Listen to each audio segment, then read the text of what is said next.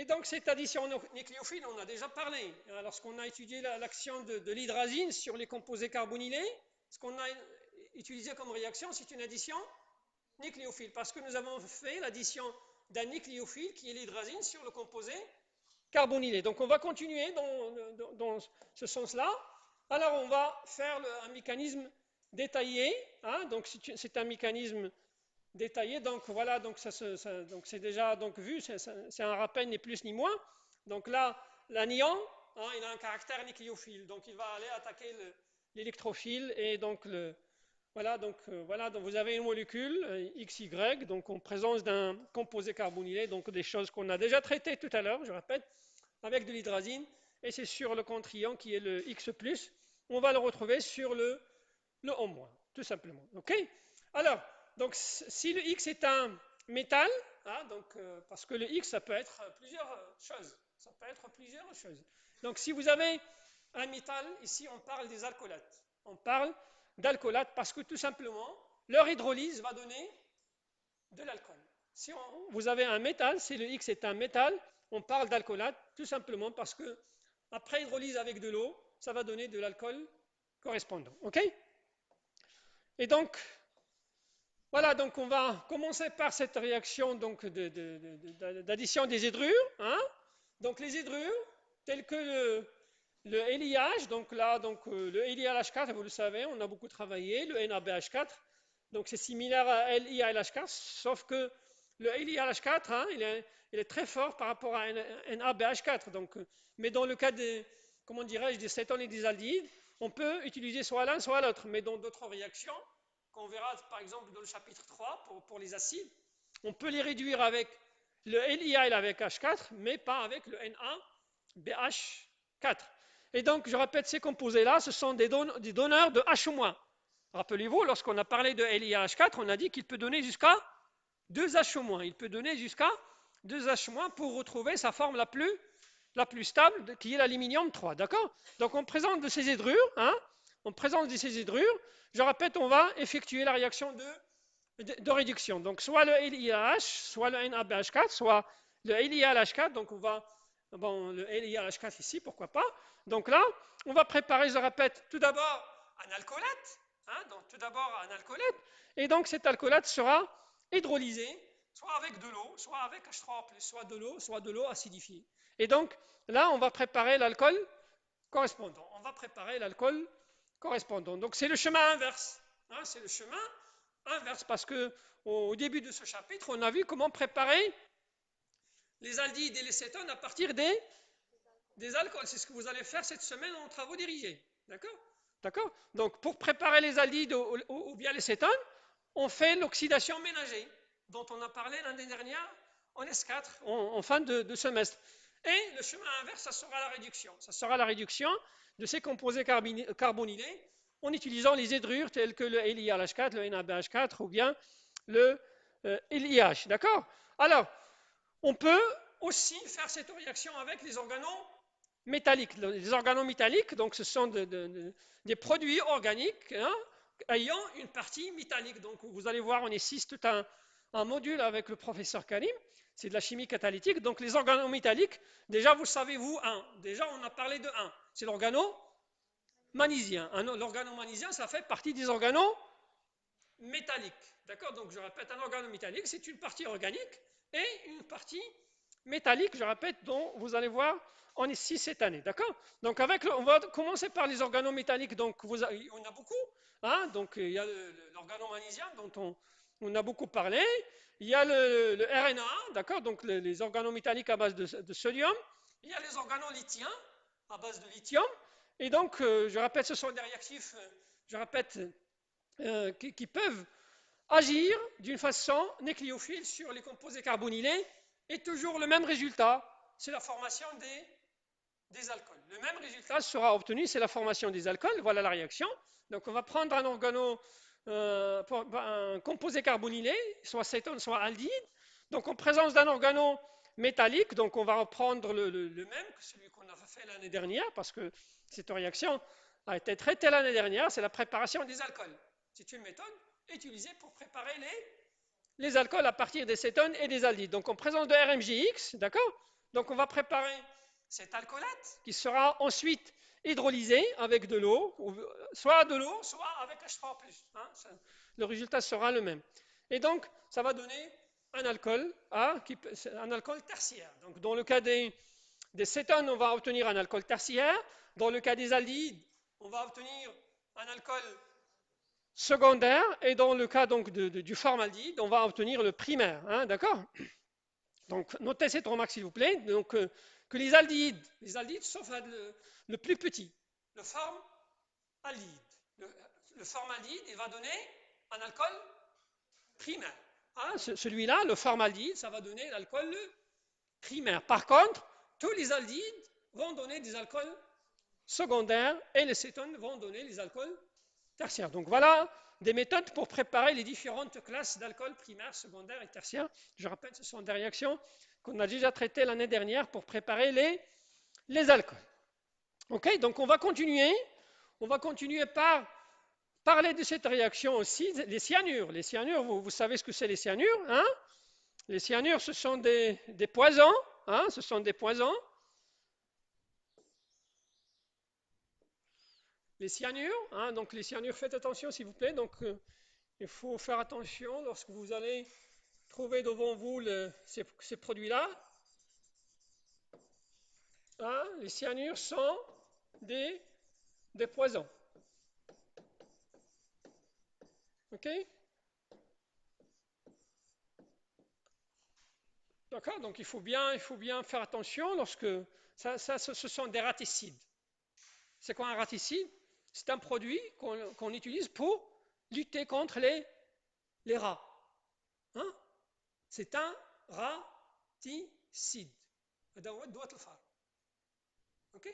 Et donc, si vous le mettez dans un endroit, donc il faut bien se protéger avec des gants, avec comment dirais-je, des lunettes, des masques, parce que je répète, c'est un poison. D'accord? Donc les cyanures, donc là, on peut les avoir sous forme de KCN, soit sous forme de NaCN. Donc ce sont des très bons nucléophiles. Hein?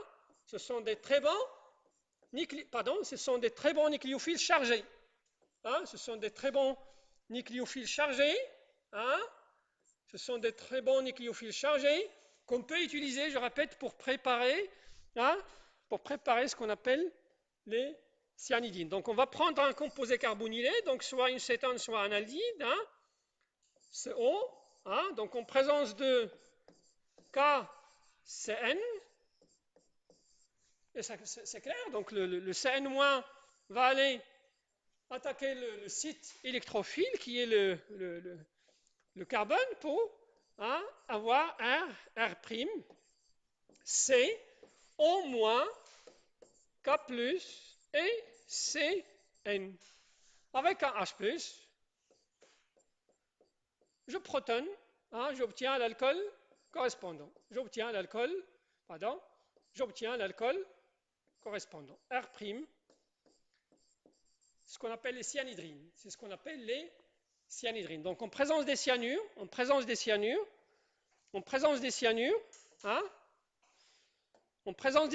je répète, ce sont des produits un peu toxiques. Il faut faire très bien attention en utilisant. Donc en présence de CN-, je répète, on va préparer cet intermédiaire. Donc soit un Na+, soit un K+ ici, ça dépend du cyanure que vous avez utilisé. Est-ce que c'est à base du potassium ou bien de sodium? Et donc avec de l'hydrolyse à sel, on va obtenir ce qu'on appelle les cyanhydrines. Donc voilà, la cyanhydrine, c'est celle-là. D'accord? Donc c'est un Cn à côté d'un H sur le même carbone. Donc c'est une réaction qui se fait facilement parce que je répète, on est en présence d'un très bon nucléophile qui sont les cyanures. Une autre réaction très importante, c'est celle-là. C'est l'addition des alcools sur les composés carbonylés. D'accord? C'est une réaction très importante parce que tout simplement, on verra l'intérêt de cette réaction. Et c'est une réaction qui sera catalysée avec un acide inorganique, tel que le HCl. Donc en présence de HCl, avec un alcool évidemment, donc on verra le type d'alcool. Et donc voilà, je vais la faire en détaillant le mécanisme comme ça. Ok, donc en présence d'un aldéhyde ou bien une cétone. C'est une réaction qui peut se faire, je répète, en présence d'un aldéhyde ou bien d'une cétone. Donc c'est une réaction, je répète, qui sera catalysée par un acide inorganique, tel que le HCl ou bien le H2SO4. Donc c'est une réaction que vous avez tous avec les deux doublés de l'oxygène. Un parmi les deux donc, va aller chercher le H+, c'est un catalyseur, je répète, pour uniquement activer cette double liaison. Parce que je répète, je vais préparer R, C, R', O, H+. C'est une réaction normalement qu'on commence par utiliser un catalyseur parce que tout simplement, ça on l'a déjà vu, celui-là il a une forme limite, hein, n'est-ce pas? Qui est le C+, O, H, donc les deux électrons que vous avez là, ils vont migrer sur l'oxygène et c'est la forme la plus stable. Ensuite, donc c'est une réaction, je répète, qu'on va faire en présence d'un alcool. Hein, donc voilà l'alcool qui va attaquer. Et donc l'alcool, dans ce cas-là, il va attaquer très très facilement. C'est pas comme si on ne travaille pas avec le H+. Si on ne travaille pas avec le H+, la réaction n'aura pas lieu. D'accord? Il faut bien catalyser la réaction avec un H+, pour que la réaction puisse avancer vers l'avant. D'accord? Donc on présente de cet alcool. Donc l'alcool va aller attaquer donc, le carbonyle. Et donc qu'est-ce qu'on aura? On aura R, C, R'. Je vous écoute? OH, oui, très bien. OH, oui, je vous écoute. Hein? O, très bien. Oui, H, oui. R seconde, avec un plus. Très, très bien. Voilà ce que j'aurai. Et donc, il faut que j'élimine mon catalyseur. Mon catalyseur sera éliminé. Moins H+, ça va donner R, R', C, O, H, O, R seconde. Très, très bien. Et voilà ce qu'on appelle un imiacétal. D'accord? Parce qu'on a vu donc là, on a vu que la réaction va conduire à l'imiacétal, puis à l'acétal. Donc dans un premier lieu, il va donner l'imiacétal, hein, c'est celui-là. Hein? Voilà l'imiacétal.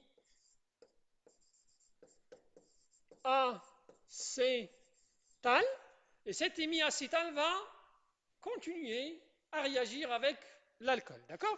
Donc dans un premier temps, on forme cet imiacétal. Cet imiacétal, hein, d'accord? Donc, parce que regardez, là, toujours le milieu, il est acide. Le milieu, il est toujours acide. Ce sont des réactions tous équilibrées. Je peux aller vers l'avant comme je peux revenir vers l'arrière. Donc, je travaille en milieu acide. Et donc, cet imiacétal, qu'est-ce qu'il va faire? Il va aller, tout simplement, ce H+ qu'on a éliminé. Donc, je n'ai pas voulu le faire ici, hein, pour vous montrer que mon catalyseur, je le régénère. Mais ce catalyseur, à nouveau, sera récupéré par le OH. Parce qu'on a dit que les fonctions alcool, ce sont des mauvais groupements partants. Donc, pour les faire partir facilement, il suffit de protoner avec un H+, et on va rendre, parce que regardez, donc, bon, c'est pas ici, donc là, c'est là où vous allez le voir. Donc, en protonnant ce OH avec H+, je vais créer une molécule d'eau. Je vais créer une molécule d'eau. D'accord? Donc, je continue sur une autre feuille. D'accord? Donc, je vais reprendre mon imiacétal, RC, R', O, H, O, RE, seconde. Donc, en présence de H+, je répète, un des deux doublés va aller piéger ce. Et donc, pour avoir RR', C, O, H, H+, O, RE, seconde. Très bien. Dans le milieu, il y a toujours de l'alcool. Je travaille avec un excès d'alcool. Je travaille avec un excès d'alcool. Donc, ce qui va se passer, c'est que, je répète, cet alcool va aller attaquer le carbone pour avoir le départ d'une molécule d'eau. D'accord? Donc, moins H2O, hein, moins H2O, moins H2O, donc ça va donner R', O, R seconde, et là, O, R seconde, HO plus. Et donc mon catalyseur, il faut que je le régénère. Moins H plus, ça va donner R', C, O, RE seconde, O, RE seconde, ce qu'on appelle acétane. D'accord? Donc, l'action des alcools sur les composés carbonylés en milieu acide, ça donne, premièrement, l'imiacétane et deuxièmement, l'acétane. D'accord? Donc, voilà donc, le mécanisme. Et donc, je répète, c'est une réaction très importante. C'est une réaction qui est très importante parce qu'il a une grande application en chimie organique. Et je répète, ce sont des réactions équilibrées. Ça veut dire que je peux aller vers la droite, ici, vers l'acétane, comme je peux revenir vers l'aldhyde ou bien l'acétone. Ce sont des réactions équilibrées qui vont utiliser la loi d'action de masse. Soit pour aller vers l'acétale, soit pour aller vers l'acétone ou bien l'aldhyde. On verra des exemples en travaux dirigés. D'accord? On verra des exemples en travaux dirigés. D'accord? Bon, je ne sais pas, est-ce que j'ai un exemple ici? Non, je ne l'ai pas, donc, mais bon, je donne un exemple tout simplement. Hein? Bon, même ça va me prendre un peu du temps. Parce que cette réaction, comment? Il faut que je trouve le bon exemple.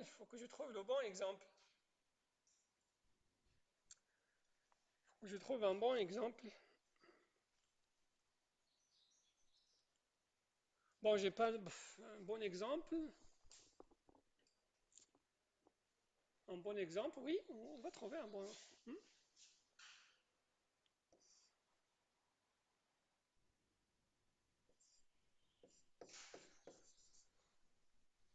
On va prendre cet exemple. Et si vous avez bien révisé le cours, si vous n'avez pas révisé le cours, vous ne pouvez pas me suivre. Hein. OK?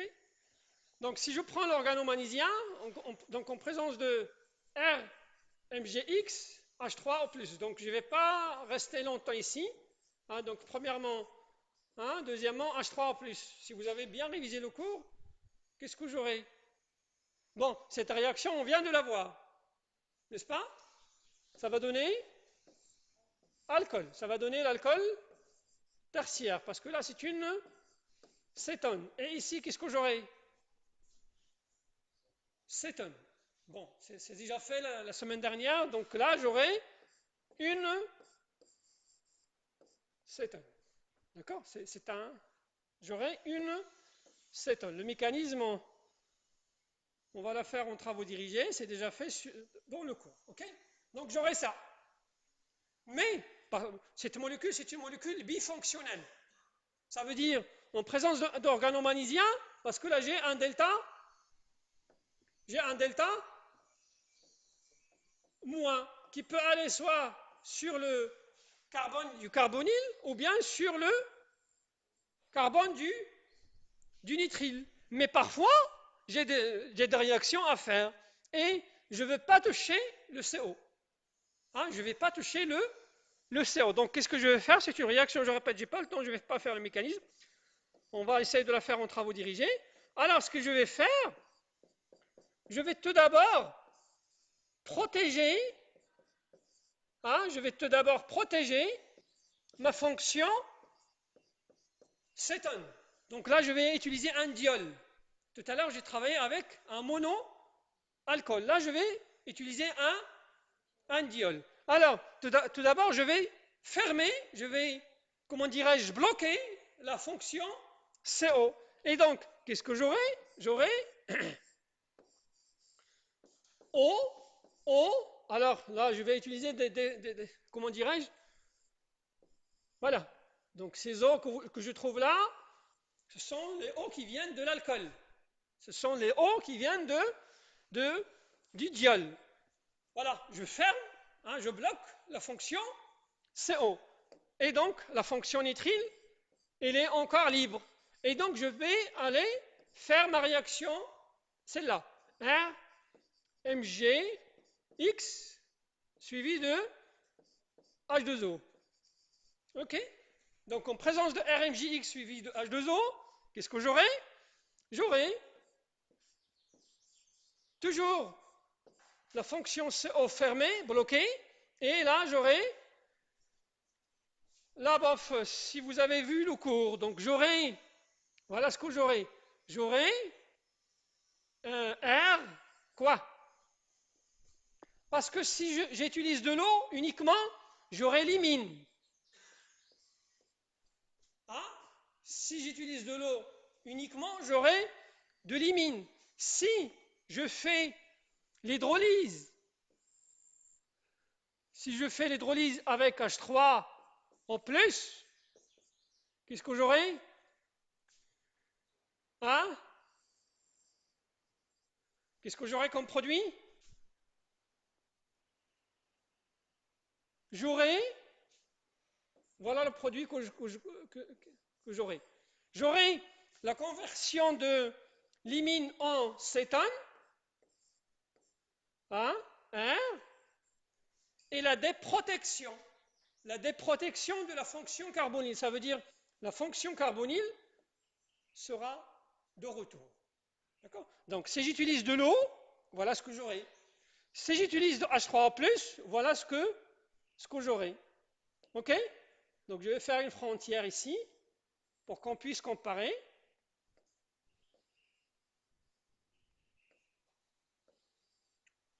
OK? Bien, faisons la comparaison. Lorsqu'on travaille sur la fonction comment dirais-je, la molécule de départ, sans protéger le CO, avec de l'organomagnésium suivi de l'hydrolyse, qu'est-ce que j'obtiens? Un alcool et lorsque je bloque la fonction carbonyle, et ensuite je fais la réaction de l'organomagnésium, qu'est-ce que j'obtiens? J'obtiens 2 cétones. J'obtiens un composé dicarbonylé. Donc cette réaction elle est très importante en chimie organique parce que ça permet de bloquer la liaison, la fonction carbonyle en attendant de faire d'autres réactions. Ça permet de bloquer la fonction carbonyle en attendant de faire d'autres réactions. Donc on va y revenir en travaux dirigés avec le mécanisme. Le mécanisme, c'est ce que j'ai fait tout à l'heure. Parce que j'ai dit tout à l'heure que cette réaction, je peux aller vers la droite pour préparer l'acétal, parce que celui-là, c'est un acétal. Sauf que là, j'ai utilisé un diol au lieu d'utiliser un monoalcool. D'accord? Donc, je peux aller vers la droite, hein, préparer l'acétal, comme je peux aller vers la gauche pour libérer l'acétone. Donc, c'est une réaction très importante parce que, je répète, ça permet de bloquer la fonction carbonyle en attendant de faire d'autres réactions sur d'autres fonctions. Parce qu'en chimie organique, il n'y a pas que des produits monofonctionnels, il y a des produits polyfonctionnels, et parfois on cherche à travailler sur une fonction sans toucher l'autre. OK? Très bien. Alors, donc, cette réaction, je répète, c'est une réaction qu'on va reprendre en travaux dirigés. Donc, on va aller utiliser, faire une autre réaction, c'est l'action du diazométhane. C'est toujours comment dirais-je, le caractère nucléophile qu'on va utiliser. Donc, sur une cétone, d'accord? Parce que c'est une réaction qu'on fait sur les cétones. Donc, en présence d'une cétone et le diazométhane. Le diazométhane, c'est le CH2N2. C'est le CH2N2, d'accord? Et donc, ça va, le bilan, c'est l'insertion de CH2 entre la fonction carbonyle R1 et R2. Et donc, la règle, c'est la même que celle de Baeyer-Villiger. Le CH2, hein, blanc que vous voyez là, s'introduit entre la fonction carbonyle et l'alkyle le plus substitué. D'accord? Donc, notez, s'il vous plaît, que là, le R2, il est plus substitué que R1. C'est le même, c'est la même règle que la réaction de Baeyer Villiga, d'accord? Donc, parce que je répète, le mécanisme, ça consiste à introduire, je répète, comment dirais-je, euh, à introduire le CH2 entre la fonction carbonyle ou bien R1 et R2. Et donc, notez que R2 il est plus substitué. Bon, si vous voulez, on peut faire un petit exemple comme tout à l'heure. Hein. D'accord? Donc, si je prends toujours un CH3, hein, pardon,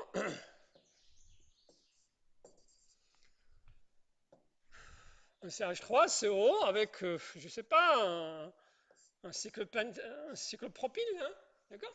Donc, et avec du diazométhane, CH2, N2, hein, parce que donc la structure de l'I8 c'est celle-là, donc vous avez un N2+, et là vous avez un CH2 au moins, vous avez un CH2 moins, d'accord? Et donc là, ce que j'aurai CH3, hein, CH3, CO, et donc là, le CH2 va s'insérer en... Hein? Oui? Quoi?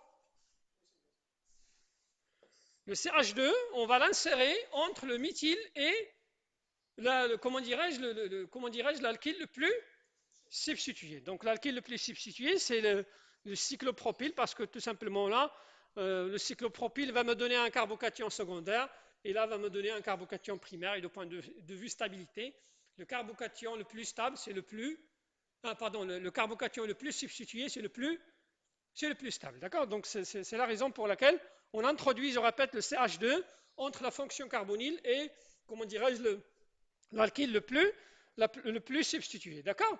Une autre réaction, donc, mais ça n'a pas beaucoup d'intérêt, c'est celle-là, c'est l'addition donc des alcools, non, de l'eau, c'est l'addition de l'eau sur les composés carbonylés, donc ça va donner les hydrates, ce qu'on appelle les hydrates, ça veut dire, bon, on prépare donc plusieurs fonctions H, d'accord, donc c'est un H+, donc c'est une réaction qui peut se faire soit en milieu acide, soit en milieu basique, et ça donne, je répète, les hydrates, ça veut dire, ça donne d'idiol, qui n'est pas stable, donc la réaction peut aller soit vers la droite, soit vers la gauche, donc ça dépend de ce que vous cherchez à préparer. Donc ça n'a pas de grande importance pour cette réaction, mais ça existe, donc ça existe, ça peut convertir les aldyles ou bien les cétones en diol, soit en milieu acide, soit en milieu basique. Donc l'acide là ou bien la base, ce sont des catalyseurs.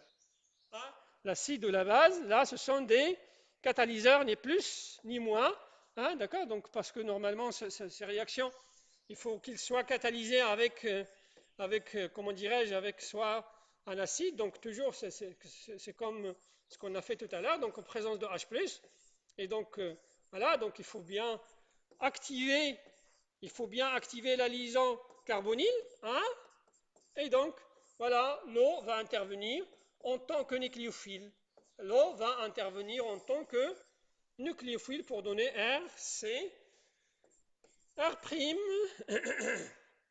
OH, OH, H, plus, et évidemment, il faut récupérer le catalyseur. Donc, moins H+, ça va donner R, R', ça va donner le diol, OH. Donc, c'est une réaction, je répète, qu'on peut catalyser soit avec une base, soit avec un acide, et ça marche très très bien. Ok? Très bien, donc on va continuer toujours en étudiant donc comment dirais-je, les additions nucléophiles. Donc là, c'est une réaction déjà faite, hein, c'est une réaction déjà faite. C'est une réaction déjà faite, donc voilà, c'est l'addition des amines. Hein, rappelez-vous, on a utilisé cette réaction pour préparer les imines. On a utilisé cette réaction pour préparer les imines. Donc ça peut être des imines substituées ou non substituées. D'accord? Donc c'est une réaction déjà faite. Donc par élimination de H2O, hein, par élimination de H2O, on va préparer l'imine substituée. On va préparer l'imine substituée qu'on peut utiliser pour préparer les amines secondaires. C'est une réaction qu'on a vue dans le premier chapitre pour préparer les imines substituées, ou bien carrément on peut la faire avec de l'ammoniac. On peut la faire carrément avec de l'ammoniac pour préparer les imines non substituées qu'on peut convertir en amines primaires. Donc c'est une réaction déjà faite, donc je ne vais pas tarder là-dessus. Alors, voilà une autre propriété parce que jusqu'à présent, hein, jusque-là, parce que jusque-là, ce qu'on a utilisé comment dirais-je, comme propriété, c'est la double liaison. Parce que je répète, si vous avez vu votre cours, hein, si vous avez vu votre cours, hein, si vous avez vu votre cours, on a dit que les aldéhydes ou bien les cétanes, hein, on a dit que les aldéhydes ou bien les cétanes, ils sont réactifs pour les raisons suivantes. Là, vous avez un delta plus, là, vous avez un delta moins, donc tout ce qui est électrophile va aller attaquer l'oxygène. Tout ce qui est nucléophile va aller attaquer donc le carbone. Et là, on a des H légèrement acides. Hein? Voilà les trois propriétés qu'on va utiliser pour étudier la réactivité des aldéhydes et des cétones. Donc, la polarité de la double liaison, c'est ce qu'on a vu jusqu'à présent, ça veut dire les additions nucléophiles, les réductions, et on va tout de suite parler de cette propriété. Donc, ce sont des H qui sont légèrement acides à cause de l'effet électroattracteur de l'oxygène. Donc, ces H-là, ce sont des H en alpha par rapport à CO. Donc, ce sont des hydrogènes qui existent en position alpha par rapport à CO. C'est clair? D'accord? Donc, la deuxième propriété qu'on va utiliser, c'est celle-là. Et donc, c'est une propriété qui va nous permettre, je répète, de préparer pas mal de composés. OK? Ok, donc c'est déjà vu ça, voilà. Donc les hydrogènes en alpha de CO, ce sont, je répète, des hydrogènes qui sont légèrement acides à cause de l'effet attracteur de CO, et donc pour les arracher, il faut utiliser des bases fortes. Parce que je répète, ce sont des H légèrement acides. Et on parle uniquement de la position alpha, parce que plus on s'éloigne, plus l'effet va diminuer. D'accord? Donc ce sont uniquement les H en position alpha, pas en bêta, pas en gamma. OK? Et donc pour les arracher, je répète, là il faut utiliser des bases qui sont très très fortes. Donc il y a plusieurs bases, on va les voir. D'accord? Donc voilà un composé carbonylé ayant cet hydrogène en position alpha, donc en présence de la base, hein, voilà. Et donc on va arracher ce H. Donc on va créer un carbanion qui peut attaquer en tant que nucléophile, qui peut attaquer comme nucléophile, et on verra l'utilité de ce carbanion formé. Ok? C'est un carbanion stabilisé par quoi? Il est stabilisé par conjugaison. Okay? C'est un carbanion qui est stabilisé par conjugaison, c'est-à-dire avec l'effet électroattracteur de l'oxygène, l'effet attracteur moins M. D'accord? Donc voilà, donc ce sont des réactions qu'il faut bien retenir. Ce sont des réactions dont on a parlé en S3, mais on n'a pas fait de mécanisme. C'est l'équilibre céto-inolique dont on a parlé, comment dirais-je, lorsqu'on a préparé les aldéhydes et cétones à partir des alcynes. D'accord? Donc ce sont des réactions qu'il faut bien retenir dans la tête, s'il vous plaît. Donc les aldéhydes, on a vu que les aldéhydes et les cétones, ils peuvent donner des formes inoliques, soit en milieu acide, soit en milieu basique. D'accord? Parce que ces cétones ou bien ces aldéhydes sont généralement traités soit en milieu acide, soit en milieu basique. Donc il faut savoir leur comportement vis-à-vis d'un milieu acide et vis-à-vis d'un milieu basique. Donc là, vous le savez, donc c'est la forme cétonique. Voilà l'équilibre inolique. Donc avec cet équilibre, ça donne de l'énol. Et vous savez tous que la forme cétonique est plus stable que la forme inolique, parce que le H ici sur l'oxygène n'est pas stable, donc le H préfère être sur le carbone. D'accord? Mais ça sert à beaucoup de choses, cette forme inolique. OK? Alors, on va l'étudier un par un. On va voir en milieu acide et on va voir en milieu basique comment ça se forme. Donc, en milieu basique, donc voilà donc en milieu basique. Donc, qu'est-ce qu'on a dit en milieu basique? On a dit qu'en milieu basique, on va arracher le H qui est en alpha. D'accord? Donc, au milieu basique, la base va aller arracher le H en position alpha, ça va donner ce carbanion. Ce carbanion, nous avons dit, il est conjugué. D'accord? Donc, voilà la forme limite. Hein, ça va donner cette forme limite. Hein? Et cette forme limite, il va réagir avec quoi? Il va réagir avec BH. Il va réagir avec le BH parce que là, on forme ce carbanion plus le BH. Donc, le carbanion va réagir avec le BH et voilà, la forme énolique commence à se former en milieu basique. D'accord? Donc, voilà comment on passe d'un aldéhyde ou bien du cétone vers l'énol correspondant en utilisant un milieu basique. En utilisant un milieu basique. Comment dirais-je, on va faire le même mécanisme en milieu acide, d'accord? Donc en milieu acide, hein, donc là, on va catalyser avec le milieu acide. Vous savez tous, le H va aller où? Le H, il va aller où? Sur l'oxygène. Ah, c'est déjà fait. Hein, le H, c'est un acide, donc il sera capté par comment dirais-je, l'oxygène, le voici. Hein, et donc, je rappelle, celui-là, il a une forme limite, donc la forme limite, c'est celle-là. Hein, d'accord? La voici, donc ça veut dire la charge plus sur le carbone. Et donc, là, ce H-là qu'on utilise, c'est un catalyseur.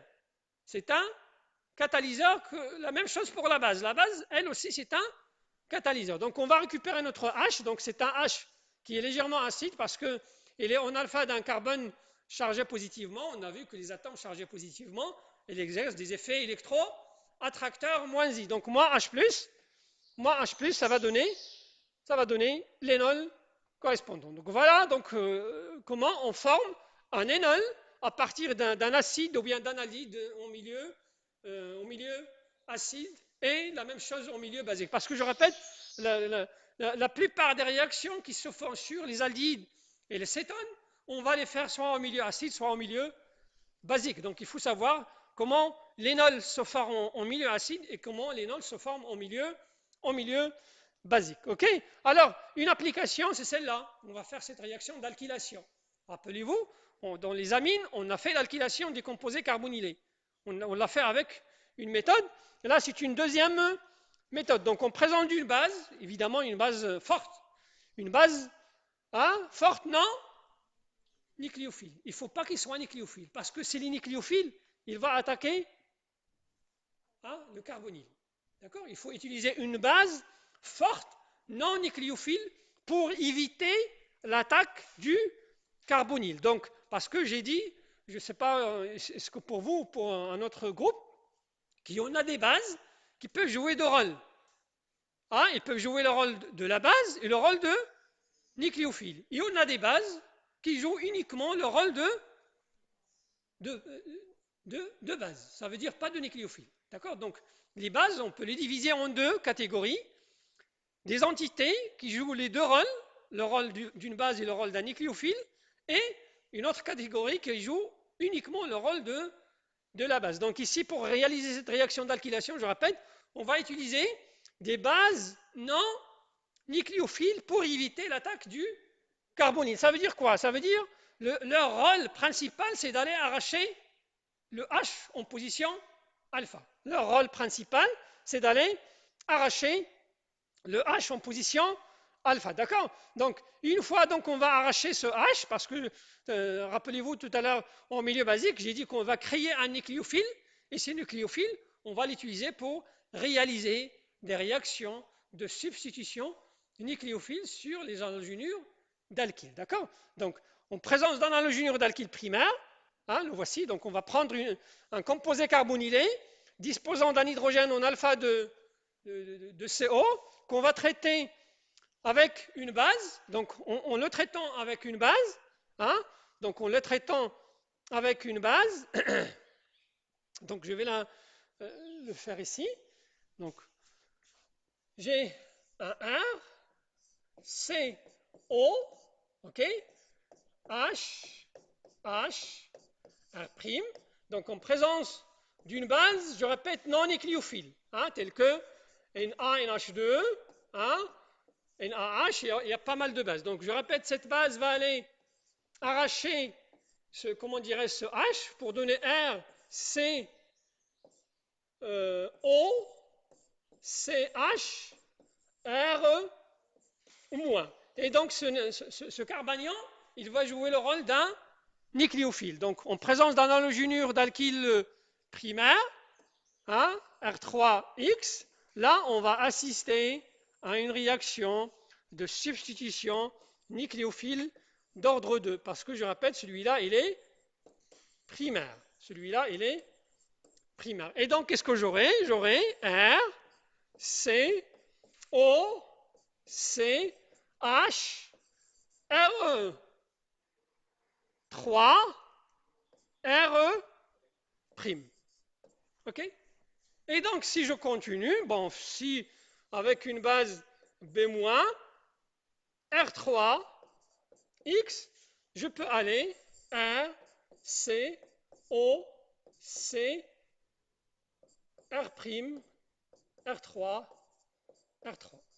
Ça veut dire quoi? Ça veut dire que je peux faire soit une monoalkylation, soit une dialkylation, soit une trialkylation, ce qu'on appelle l'alkylation. D'accord? Très bien, donc peut-être c'est l'heure, n'est-ce pas?